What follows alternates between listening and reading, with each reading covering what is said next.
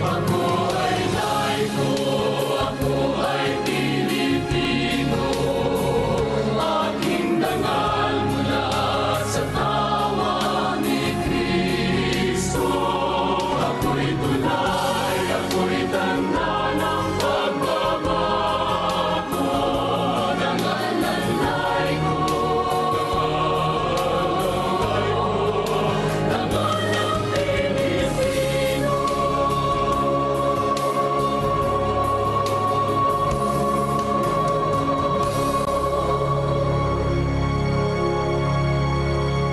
Upang ilalatad ko.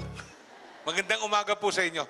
Salamat po sa pagkakataon na to dahil every time po na pabibiyaan ako ng oportunidad na magkwento, tumutulong ho sa akin laban sa aking sakit. Ang sakit ko ay addiction. Okay. So, naimbitahan po ako dito para maikwento sa inyo anong nangyari dati, paano nagbago ang takbo ng aking buhay at ano ngayon ang nangyayari. Siguro po, hindi ko alam kung tama yung pananaw ko. Kaya po ako nandito ngayong umaga kasi isang ano po ng ating current, ina-address yung mga addict. Diba? Yung sakit, yung addiction. And nakakalungkot po, marami pong myths about addiction. Diba? Salot ng lipunan, masamang tao. Ang totoo po, ang turo sa amin, hindi ka masamang tao. Nagkasakit ka lang. Wala namang may gustong gawin yung na kailangan gawin ng isang may sakit ng addiction eh. Di ba? Kasi ako mismo, ang paniwala ko, lahat ng tao, kasama ako, was born into this world na mabuting tao. Di ba? Meron din ho sigurong masama. I mean, there are, of course, exceptions. Diba? Pero, in general, mabuting tao. Kaya lang po yung sakit ng addiction, kong gumawa ng mga bagay na nakakasakit. Particularly sa mga mahal ko sa buhay. Na hindi ko man alam. Hindi ko man alam. Or kung alam ko man, yung sakit, ginagawa ko isang taong walang pakialam. So, ang sabi po nila, ang madalas ko marinig, ay, naging addict yan dahil ganito, may rason. Although po ako nanggaling sa isang pamilyang buo, yung magulang ko hindi hiwalay, ang madalas ko pong marinig, naging addict yan kasi hiwalay yung magulang. Totoo ba yun? Totoo yun? Naniniwala ho kayo doon? Ako po, hindi ako mapaniwala doon kasi ang dami naman pong anak ng hiwalay na marriages, hindi naman po naging addict. Diba? Ako po yun, diba? Hindi ko naman ini-impose sa inyo. Naging addict yan kasi mayaman. Totoo ba yun? Hindi. Naging addict yan kasi mahirap. Hindi rin po, di ba? Para pong ano yan eh, ang tingin po, ang pagkaka-explain po sa akin, ang addiction ay isang sakit. Diba? Sabi nila ang sigarilyo, nakakalang cancer. Meron po akong mga kilalang na hanggang mamatay, nagsisigarilyo, hindi po lang cancer ang ikinamatay. Meron naman pong hindi nagsigarilyo, lang cancer ang kinamatay. Di ba? Alam niyo, kwento ko sa inyo kahapon, may mga nagpunta po sa aking doktor. Yung pong aking doktor, meron po akong sakit ng diabetes. In the past year, nagpabaya po ako talaga. Hindi ako wala akong ingat-ingat. Gumiinom ako ng gamot. Pero dahil sa aking depression, kung na lang kinakain ko. Paborito ko po yung mga biko, sapin-sapin. Bigyan niyo ako ng mga social na dessert. Yung mga kung ano-anong pangalan yan. Hindi ko kakainin yan. Latagan niyo ako ng Dolores. In-advertise pa di ba? Yung pula. Alam niyo ba makakabili kayo ng kulay niyo lang gusto? Kung gusto niyo pula favorite niyo, maka-order niyo pula lang. Alam niyo ba yon? Di ba? So, yan ang ano ko. Kahapon napunta ako sa doktor. Sabi ng doktor, fantastic results. Sabi ko, ha? Talaga? Sabi niya, anong ginawa mo? Hindi ko alam. So clearly po, today, dahil sa aking sakit ng addiction, nakakilala ko ng isang Diyos. Okay. Naggumagawa ng bagay na hindi hindi ko kaya gawin. Naalis din po sa akin yung self-blame. Doon po sa aking program of recovery, may isa pong hakbang doon, ang sabi, hanapin mo ang Diyos. So nagpunta po ako sa isang novitiate sa Novaliches. May pari doon. Sabi niya, anong ginagawa mo rito? Sabi ko, sabi kasi dito sa instruction manual, hanapin ko raw ang Diyos, masama akong tao kasi marami ako nagawa. Sabi niya, ano yung kasamaan ang ginawa mo? Addict po ako, Father, ganito, ganito. And dahil naging addict ka at napasok ka sa rehab, inutos ng rehab sa'yo, tinuro ng rehab sa'yo, na sa puntong ng buhay mo na to, mahahanapin mo ang Diyos. Opo, basically, di ba? Sabi niya, halika, sagutin mo yung tanong ko. Paano ang isang pangyayari sa buhay mo that leads you back to God be a bad thing? And I said, oo nga, ano? Pero siyempre, nung kalakasan ko tumira, hindi ko maiisip yun. Di ba? Ang pakialam ko lang doon, to get my drugs. Sisimulan ko na po yung kwento ko, ha? Haba pala, no? So, ako po ay lumaki sa isang very loving family. Alam niyo po, ang alam po ng aking magulang, habang lumalaki ako, is to provide the best for me and aking mga kapatid. Materially. Okay. Wala naman pong masama doon. But, lagi po akong mataba nung bata. Kung mataba ako, mas saksakan po ako ng mataba dati. So, dahil po doon, lahat po ng tawag sa matabang bata, natawag sa akin. Porky Pops, baboy, chicharong bulaklak. Sa katabaan ko, maitim pa yung leg ko. Ang tawag sa akin, si libag. So, dahil po dito, punong-puno ako ng shame. At para po hindi maging false sense of identity ako, naging medyo loko ko sa eskwela. So, wala po akong problema sa grado. Pumapasa po ako. Pero po yung kanda ko, talagang sinusuka ako ng eskwela. Ayaw po nila sa akin. Hindi ko maintindihan bakit. Gusto ko lang naman maging bida, wala namang masama doon Diba? Pero actually po, yung gusto ko ang kagustuhan ko pagiging bida is, looking back, is a cover up of my shame. Para matakpan yung kahiyang kong mataba, ganito. It was a way na para matakpan, na hindi ako mapansin. Or makita na lang yung loko kong side para hindi makita yung libag or porky pops or kung ano man yon.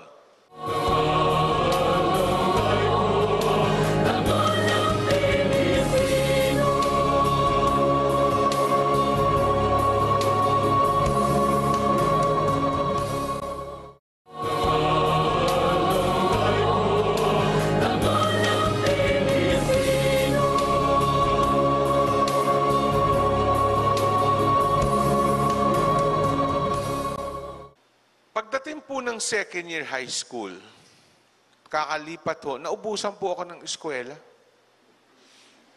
Naubusan po ako ng eskwela. Can you imagine that? Kasi po, sa isang retreat, meron po kaming guro na sexy. Yung po sa Plaza Santa Cruz, nagbebenta po sila, ang tawag nila, pampagana.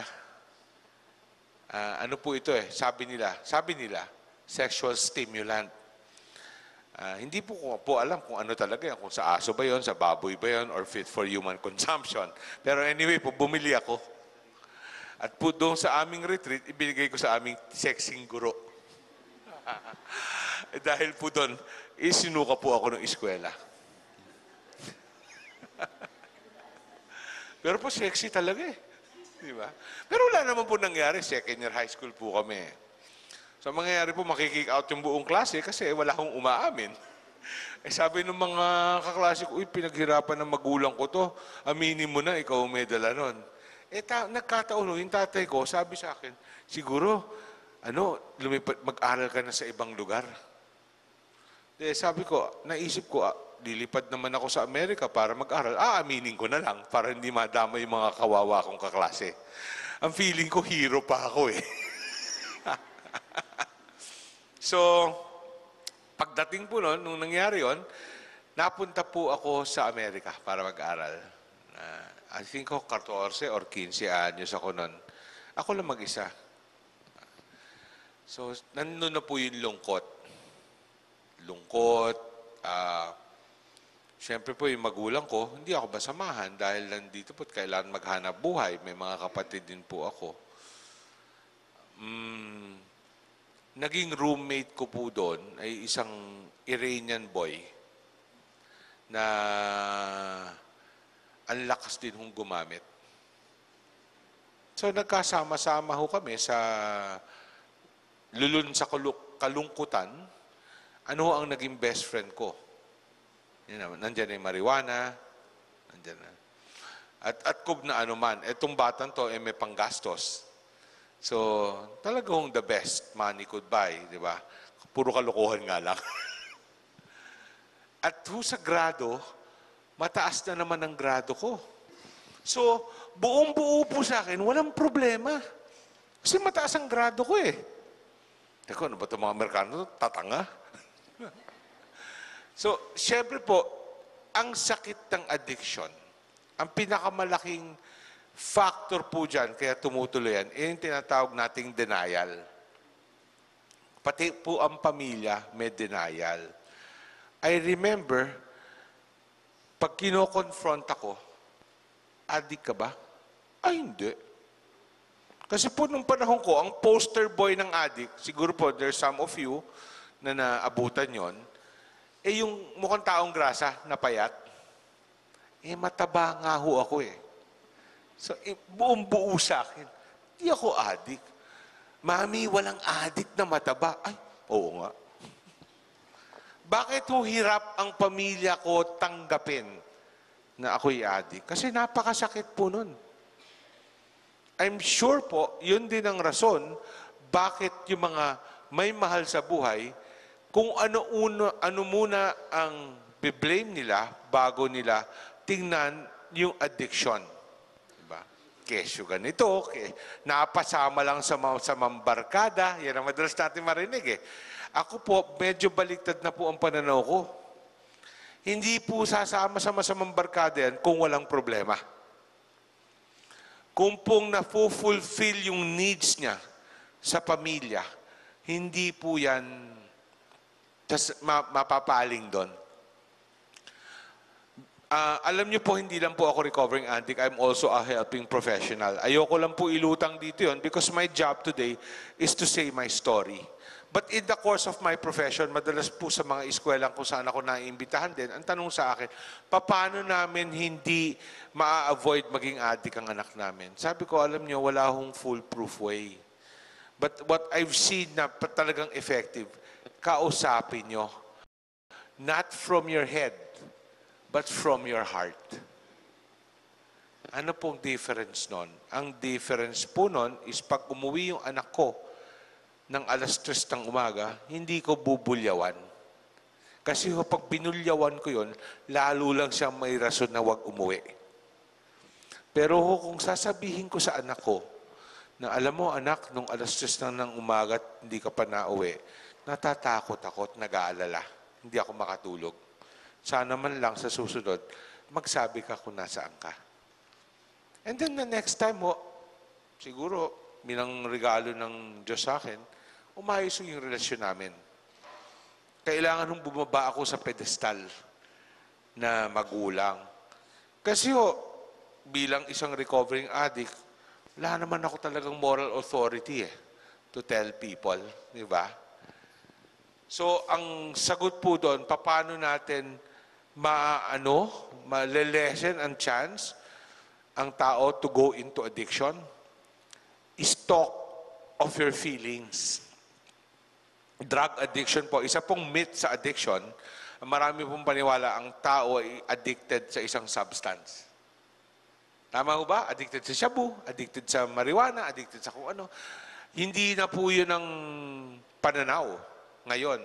Ang pananaw po sa addiction is, addiction is an anesthesia. Ano ba ang ina-anesthetize ng tao? Di ba emotional pain? Or even physical pain, di ba? Anesthesia. Ngayon, ano po ang forms of anesthesia? Marami po yan. Hindi lang po shabu. Lahat po ng drugs. Lahat po ng alcohol.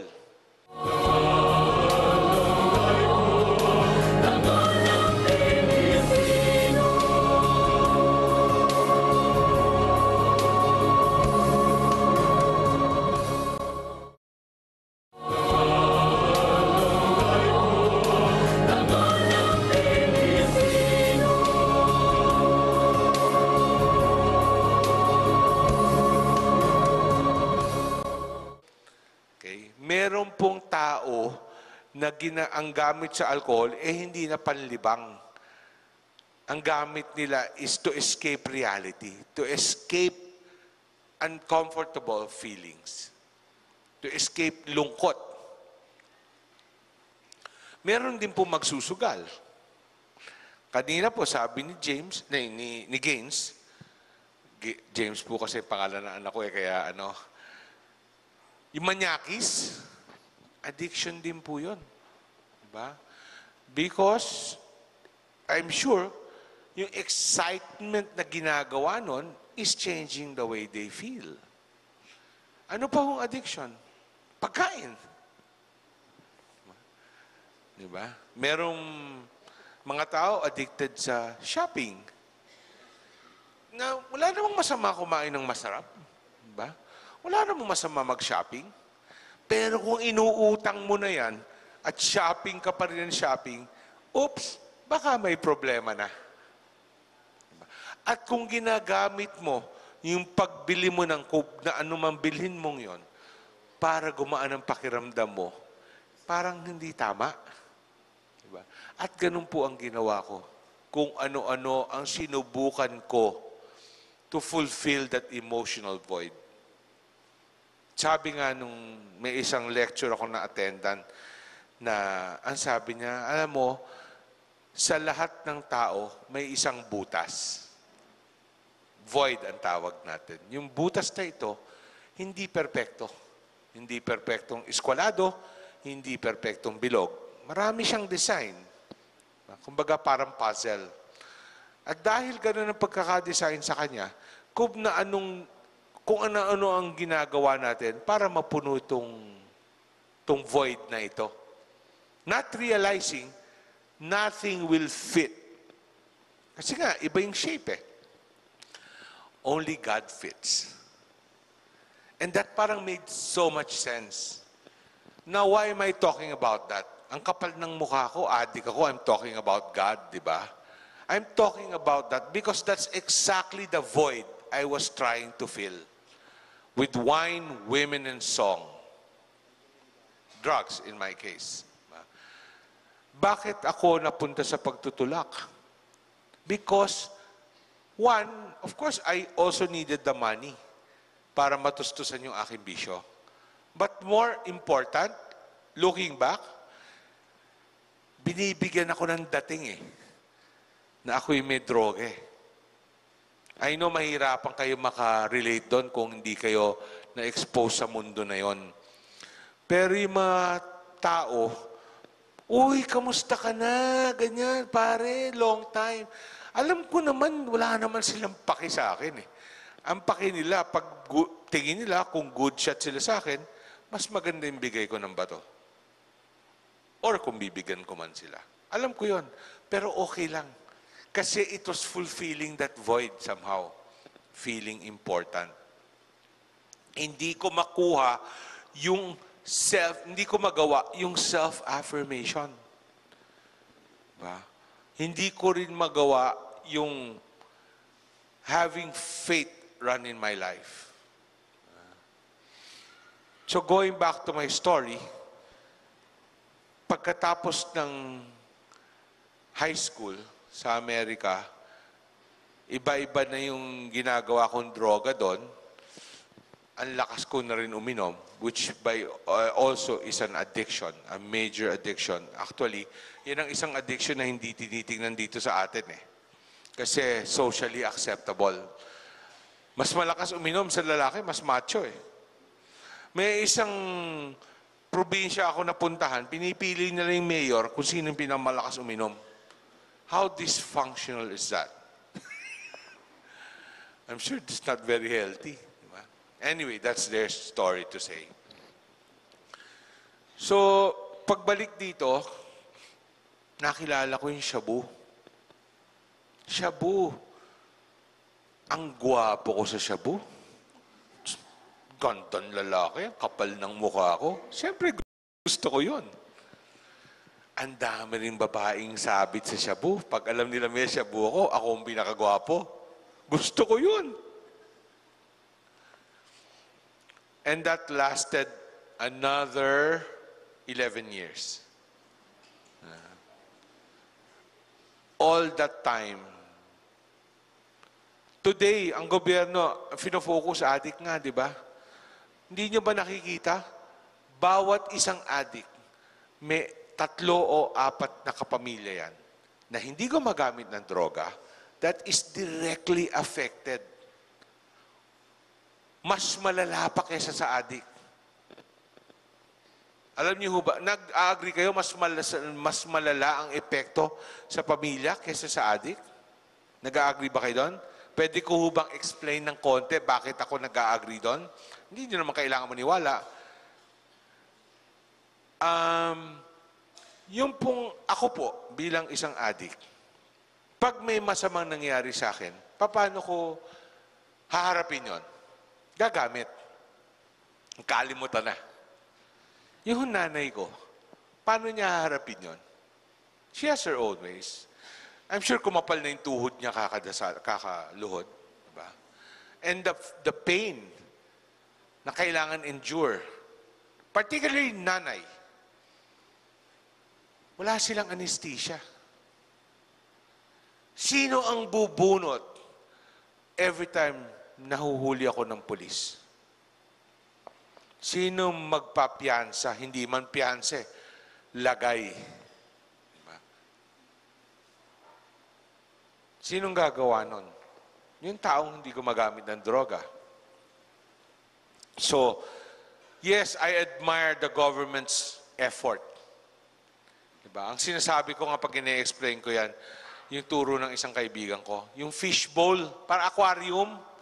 Alam niyo yung fishbowl na ano, di ba? Pag humiisda doon, after a while, dumudumi yung tubig.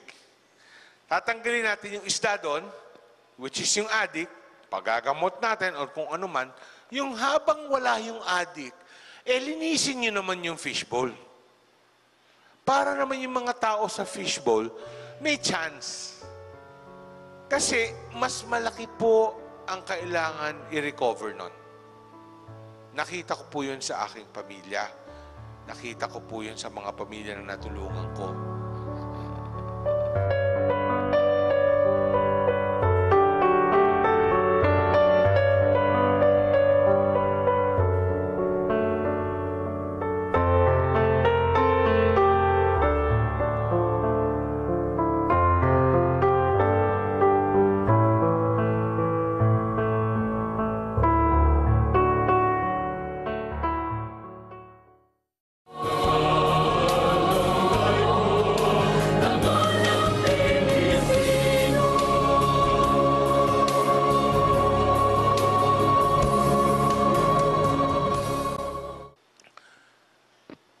Balik po ako sa aking storya, yung pong, so eventually po, in 1992, nagpumayag po akong pumasok sa paggamutan ng addiction.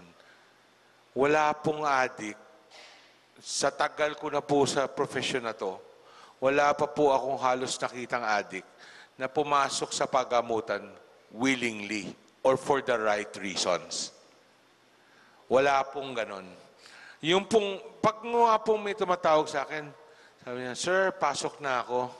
Ang tanong ko, bakit? Kasi addiction po is a relationship problem.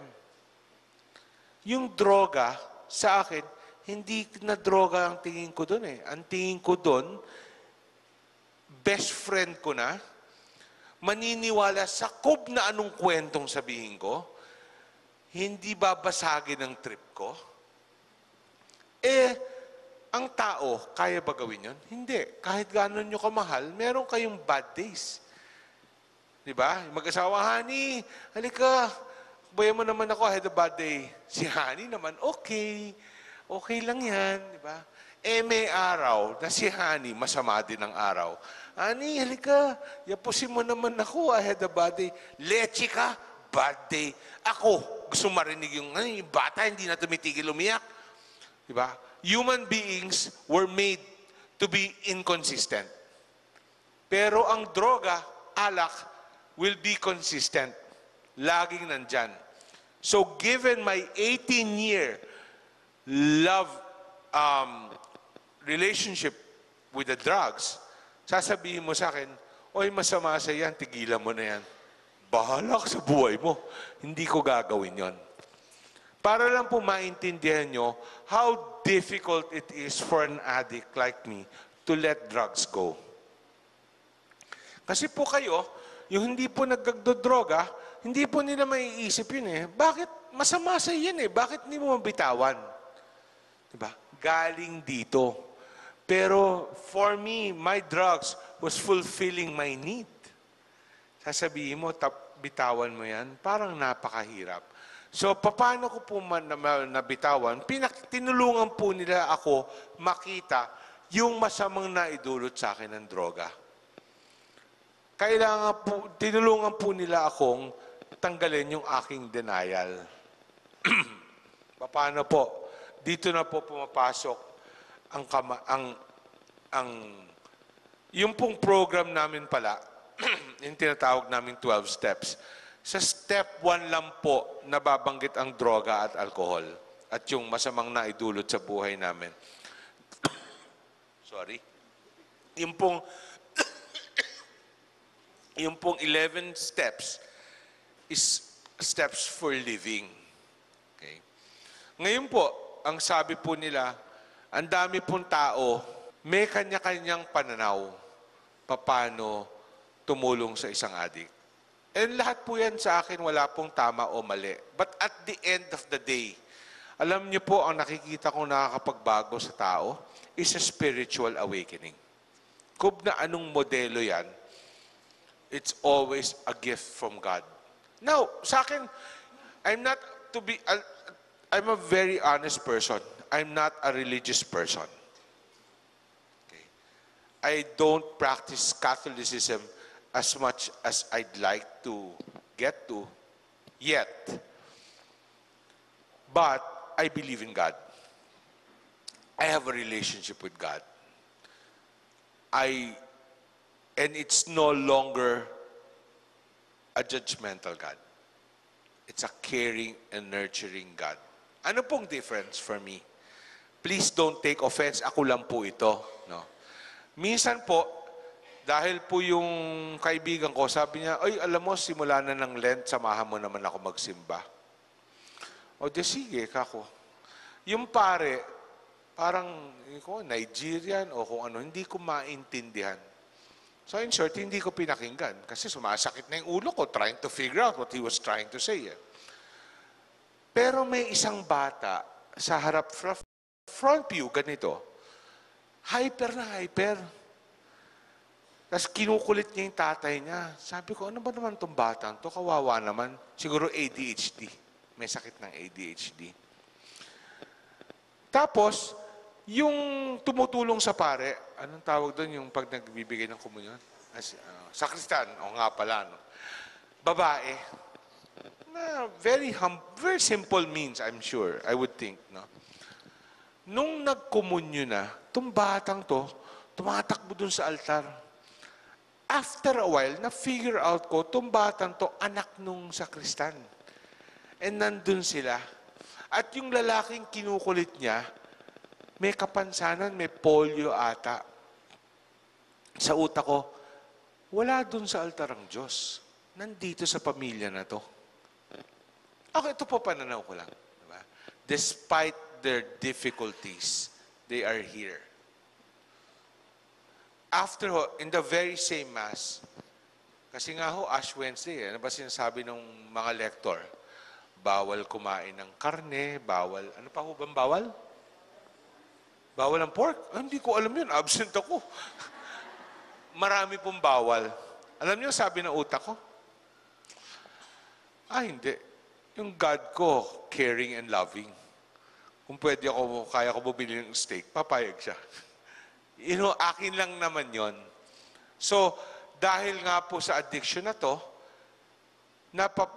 namulat ang pag-iisip ko that there's a God. Kagaya nga po kahapon, sabi ng doktor, what did you do? Sabi ko, obviously, alam ko, hindi ako gumawa nun. Something happened. Diba? Mas magaling sa doktor. Mas magaling sa ano. Wala naman akong binago eh. Sabi niya, mag-exercise ka. Hindi ko ginawa. Wala. So, yung pong 11 steps of that recovery program is very spiritual.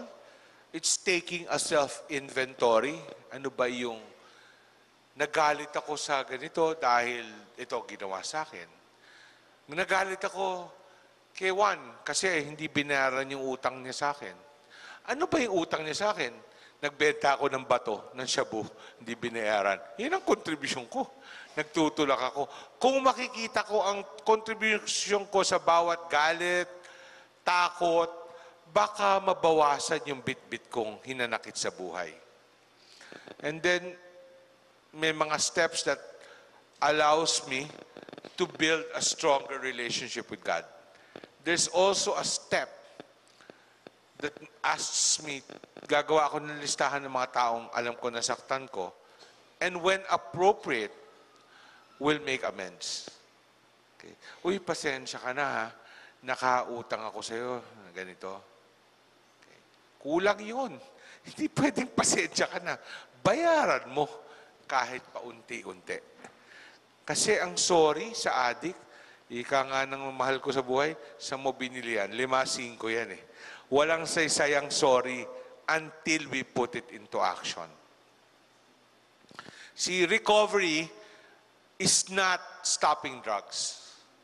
Kasi kung stopping drugs lang, ang dali nun eh. Bumili tayo ng kadena, 2 aso, ikadena natin sa puno. Yun, no?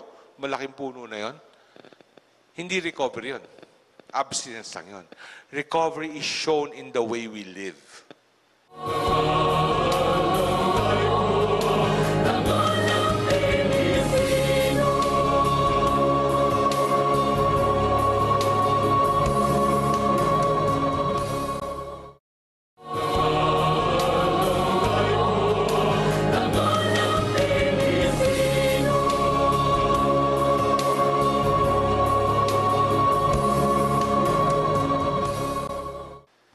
And step 12 of the 12 steps is exactly what I'm doing today. I'm carrying the message of hope na pwede mag-recover. Kasi kung nabiyayaan ako ng recovery, then everyone else deserves that. Bakit ko sinasabi yan? At some point, I thought, ako na ang pinakamasamang tao. Hindi ko na didetalyahin anong nagawa ko. It's not about that. It's about an awakening. At ang awakening, kasi sabi sa akin nung una, kailangan magka-spiritual awakening. Siyempre, ang isip ko sa spiritual awakening, parang kidlat. Nung nangyayari gano'n, bukas, huy, wow! Hindi pala gano'n. Sa TV pala yon. Ang spiritual awakening ko pala, dahan-dahan. Nakikita ko. Kasi bilang isang addict, ang pagtitiwala ay isang konseptong napakahirap para sa akin. Pabago ako magtiwala, kailangan ko ng preba. Dahan-dahan. At pag marami-rami na yung preba, baka magtiwala ako. Kahapon, yung trip ko sa doktor na sinabing gumanding, is again, ebidensya. I need to see my God work in tangible ways. Ako lang po yun.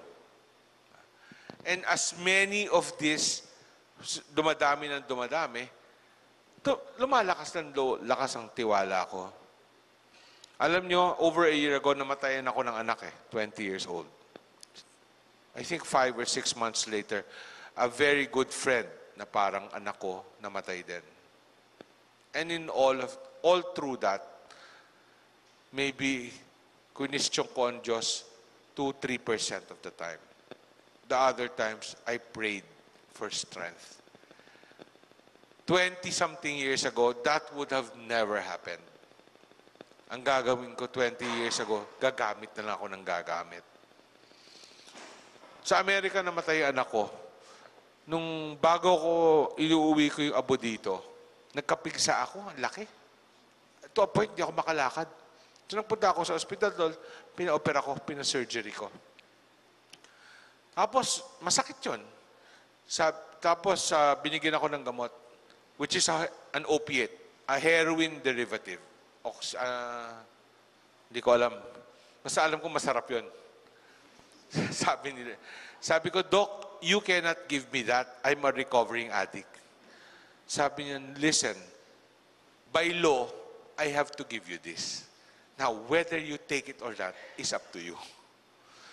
So, 18 hours po ako sa eroplano, bagong sulsi yung puwet ko. Hindi ba ang sakit nun? Gusto ko na pong gamitin. Nagdasal na lang ako. Kasi pag ginamit ko yun, sigurado, babalik ako where I came from. Alam niyo, yung last leg, yung from, Tokyo, Manila, nagmumura na ako sa sakit. Ano ba to? Diba? Diyos ko. Pero, yung nag-look back ako, what will I lose if I take this again? Malaki. But even that was not enough. Binuksan ko na yung lalagyan Nasa bag ko yung gamot Nasa hand carry ko rin yung abo ng anak ko. Sabi ko, I'm sure my daughter who just passed wouldn't want me to do this. So I stopped. Diba? Was it my daughter that made me stop? No, it was God that made me stop. Because everything was there at the very right time for the very right reason. Parang I'm talking about God in a seminary. Ang lakas ng tama ko. Diba? Really? And I have all these wonderful people listening to me. Talaga? Sabi nga imbitahin ko yung mami ko. Kung alam mo, ganyan, gusto mo magpunta doon. Hindi ako inintindi. Okay. Pero kanina naman, nag-text siya. Anong stasyon nga yan, anak? Di ba? Okay, di ba? Ang totoo po niyan, I'm 56 and I crave for my mother's love. I think that will always be there. Di ba? And only recovery gives me yung humility na aminin yon. Kasi mayabang ako by nature I don't need anything or anyone. Hindi ho totoo yun. Presenting self lang yan. Diba? So, sige po, later, when the time is, I'll entertain questions. Diba? Sino po ang may mahal sa buhay ditong baka may problema sa droga? 1, 2, 3, 4, 5. 5 lang? Sino man? 6, 7. Konti? Hindi. Totoo. Totoo yan. Totoo yan. Salamat po sa mga malalakas ang loob. You are already a part of the solution if you can recognize that. Yung iba ho kasi nahihiya. Yung iba, they blame themselves. Hindi ho natin mapipilit yon. Sabi nga po nila, all in God's time. Pilipino.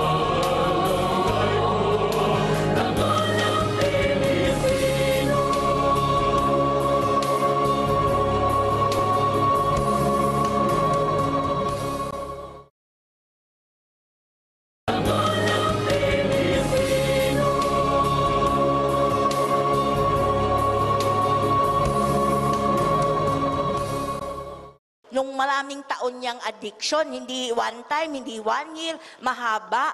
Hindi ba nagsawa ang pamilya mo? Wala bang point na talagang tama na, ayoko na, this is too much? At pangalawa, ano yung rock bottom? Kasi totoo ba yon na ang isang addict, kailangan ma-hit niya muna yung rock bottom bago umalagwa para dun sa sinasabi mo ngang awakening? Two important points. Okay, yung pong role ng aking pamilya for the longest time, ang tinatawag po naming enablers. Okay, para pong isang addict like myself, tumuloy ang aking addiction, kailangan ko po ng support system. At yan pong support system na yan, mangyayari po yan kasi po karamihan ng addict magagaling magmanipula. Okay? Halimbawa po, ano yung support system na yan? Meron po akong kukuhanan ng pondo. Meron po akong uuwian. Hindi ko po iintindihin ang kakainin ko. Diba? So lahat ng pera kong makukurakot, makukupit, pandroga ko lang. I remember, meron po kaming opisina sa Maynila. At yung pong accountant doon, sinabihan po ng nanay ko, huwag ka na magre-release ng cash advance dyan kay Edwin. Ha? So pagdating ko po doon, sabi nung accountant, hindi ko na po kayo pwede bigyan ng cash advance. Ha? Bakit? Sabi po ng mami nyo. Ah, ganun ba? Akin yung telepono. Wala pa naman po cellphone nung araw eh. Tumawag ako. Hello, ma'am? Bawal na daw ako mag-cash advance dito. Bakit naman ganon? Eh, last na to, mami. O sige, kukuha ko ng 20 mil or whatever it was. O sige, sige. Kakausapin mo pa itong accountant? Ako na lang magsasabi? Okay. Oh, pwede daw pa yung 20 mil. Wala po akong kausap. Telepono. So, was I ever confronted for that behavior? Hindi. Okay. So yun po ang ginagawa ng pamilya. Unknowingly, and I'm sure ayaw nila gawin yon, tinutustusan yung aking bisyo. Okay. Do I need to hit rock bottom? In a sense po, yes, I have to hit rock bottom. Kasi only there will I see a need for change. Ano po ang rock bottom ko? Alam nyo, it's not a physical bottom eh. Kasi may kinakain pa ako eh. It's the emotional bankruptcy. Diba? At yung shame. Kasi kahit po gaano kagaling kaming manipulador, alam namin yung ginagawa naming mali. Diba? Alam namin yun. Hindi ko alam yung ginagawa ko. Huwag po kayo maniwala doon. Hindi po totoo yun. Alam po namin. Kaya nga lumalakas ang gamit namin dahil yung guilt tumatakyat. Eh, di ba gusto namin gamitan ng anesthesia yon? So, lumalakas ang gamit. Kaya ho sinasabi namin, huwag niyong pagalitan. It gives them more reason to use. Diba? Yung galit, uncomfortable yun. Anong gagamitin para mabawasan ng galit? Gagamit ulit. Alam niyo ba yan? Alam niyo yung ginagawa ko? Ano yan eh? Parang ano yan, sa foil. Hindi nyo po naintindihan. Kasi pa mga addict, alam yan eh. Pag hindi ko yung gumagamit, that wouldn't make sense. Ngayon po, bakit po ano po ang aking bottom? Natutulog na po ako sa likod ng jeep na tapos na mamasada sa tramo. Isang gabi nga po, pagising ko, katabi ko may ketong. Di ba nakakahawa yon? So, yun po, sabi ko, ito ba ang buhay na gusto ko? Ayoko na, pero hindi ako makalabas. Yun po siguro hindi maintindihan ng normal na tao eh. Tigil mo lang. Hindi eh. Kung ganun kasimple yun, hindi tayo aabot sa ganitong punto. So, ayoko po yung nangyayari sa akin sa buhay ko. So, pero kagaya nga po na nabanggit ko kanina, kahit po ako, hindi pumasok sa paggamutan for the right reasons. Meron po kasi mga kaibigan, nakasama kong gumamit. Ang sabi nila, nagtatrabaho sa isang rehab at maayos na ang buhay. Eh ako, hindi maniwala na nakatigil sila. Kasi ang paniwala ko, mas malakas sila gumamit sa akin. Sabi ko, kung ano man ang natutunan ng mga loko yan, gusto ko rin matutunan. Kasi natatanggap na sila ng lipunan eh. At I'm sure gumagamit pa yun. Yun ang sabi ng utak ko. So, nag-volunteer po ako sa rehab. Patay. But even that is an act of God. Diba? To give me that insight. Diba? At ang plano ko po doon, papalamig lang muna ako dito. After dito, okay na. 45 days lang po ang gamutan ng araw eh. After that, pwede na ako uli gumamit. Okay. On my last day, sabi po ng aking counselor, ayan, sige na. Lumabas ka na. Gagamit ka naman ulit eh. Yung yabang kong to, sabi ko, gago ka. Di ko gagawin yan. So, I stayed clean. Dulot ng yabang ko to prove himself, so he will not be proven right.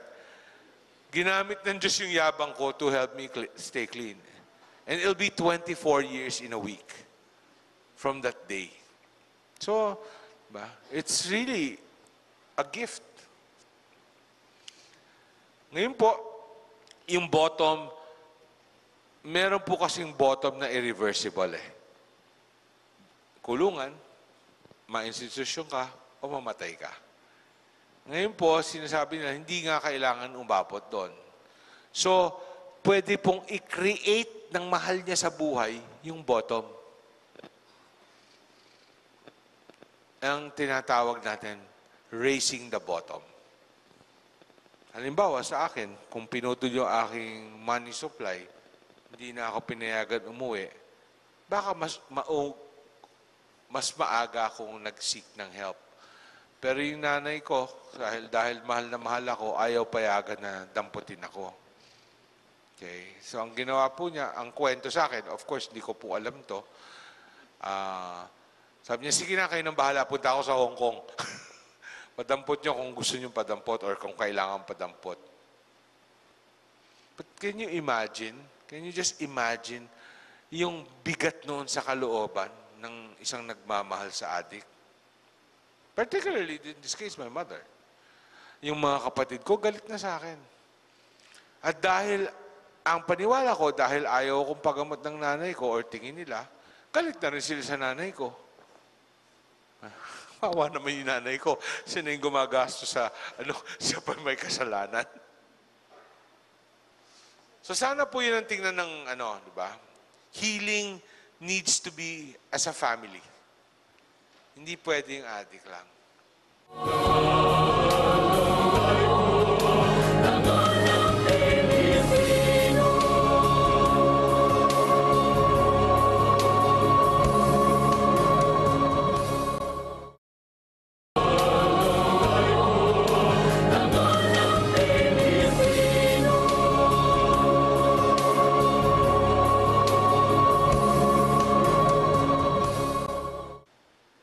Ma'am, ano po yan? All this, konsentidor, could that help talaga? Ano? Hindi po makakatulong ang konsentidor. Di ba? But that's the common eh. That's the common. Kasi po, lalo na sa ating kultura. Yes. At saka po ako, sa aking trabaho, sasabihin ko sa pamilya, parang hindi na nakakatulong yung ginagawa nyo. Alam nyo, ang sagot sa akin, how can I be wrong? I'm coming from love. Diba? Oo nga naman. So, napakahirap nila ma-conceptualize na hindi sila, they are part of the problem as opposed to being part of the solution. Mahal ko lang yung tao eh, walang masama doon. Tama, pero nakikita niyo ba yung pagmamahal nyo is lalo nagbabaon dyan. Diba? Ito na lang po isang example.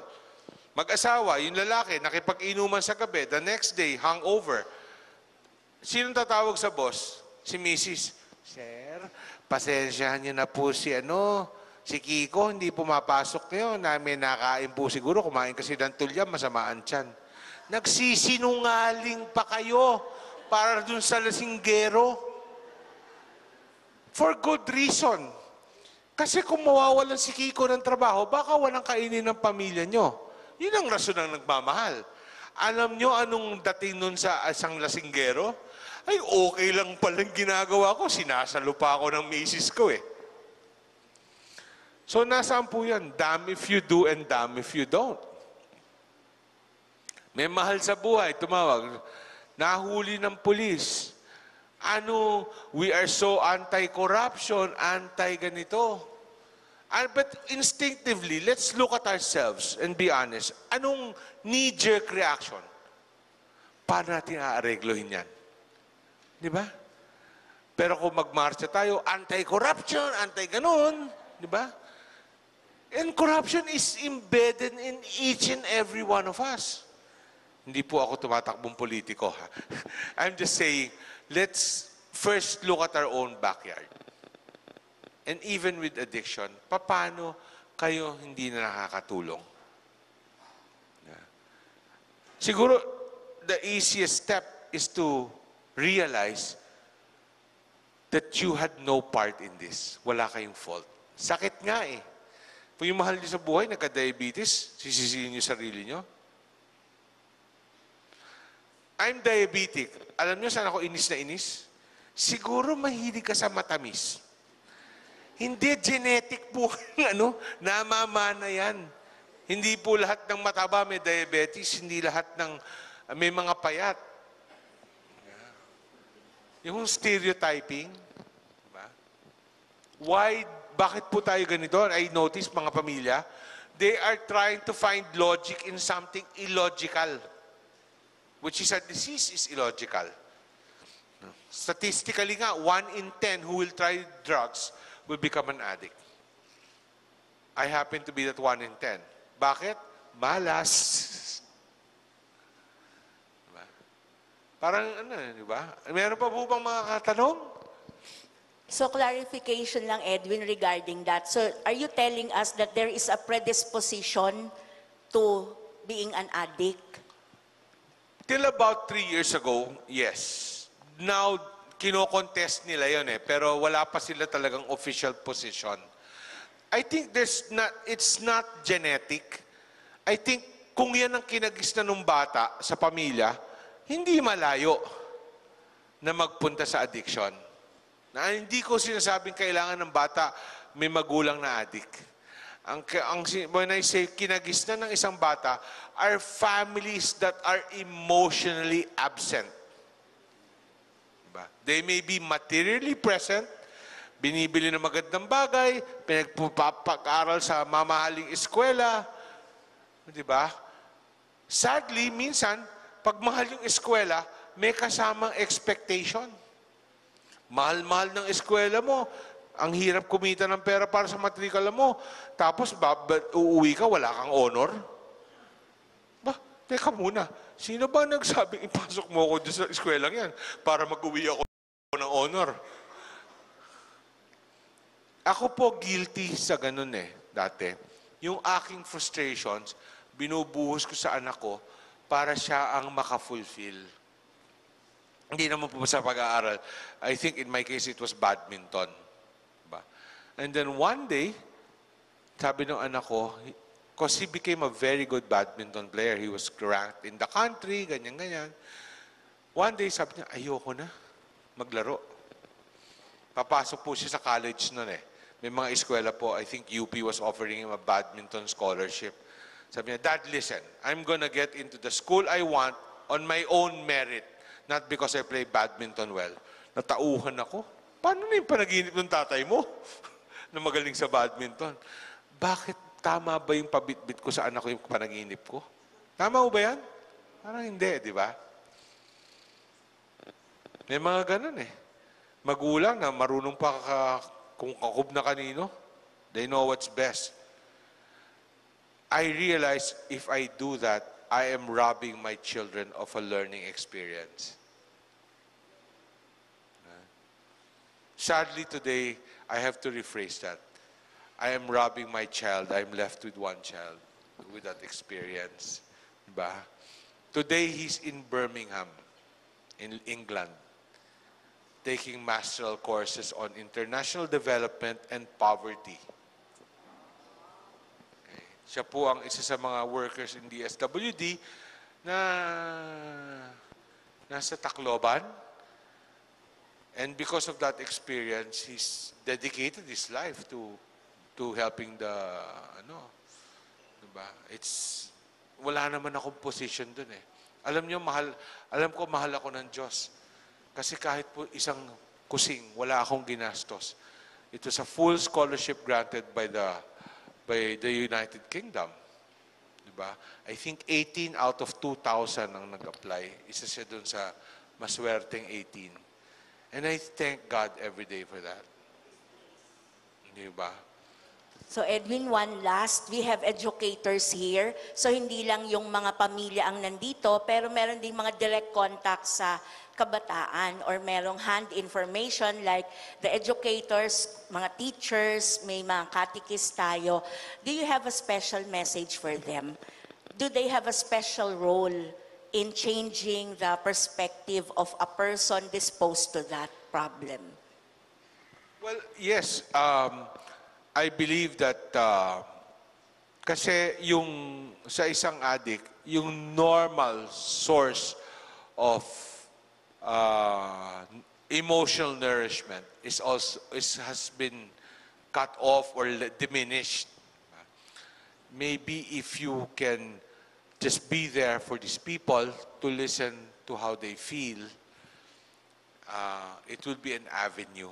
Diba? That people are willing to spend time with them. Huwag nyo lang kong pagagalitan. I keep saying that's not effective. Diba? Kahapon, may isang tatay, kinukulit ako. Sabi niya, kailangan ko lang kausapin yung anak ko. Magiging okay na yan. Di ko kailangan yung tulong ng iba. Sabi ko, ilang taon na ho ba yung anak nyo? 18. 18 taon na ho kayong tatay niyan. Di po kayo pinakikinggan. What makes you think pakikinggan kayo ngayon? Di ba? Sabi niya, loko-loko ka. Sabi ko, hindi po eh. Pinapakita ko lang po sa inyo ang realidad. Di ba? So, yung pong people who have direct contact, ang sakit po naming mga may problema sa droga ay nasa puso. Hindi po namin kailangan marinig sa inyong masama yan. Kasi alam po namin yan. Hindi po namin kailangan ng taong that will put us down. Because we can do that very well on our own. Ang kailangan po namin is someone who will put their arms around us and say, everything will be fine. Nothing happens in God's world by mistake.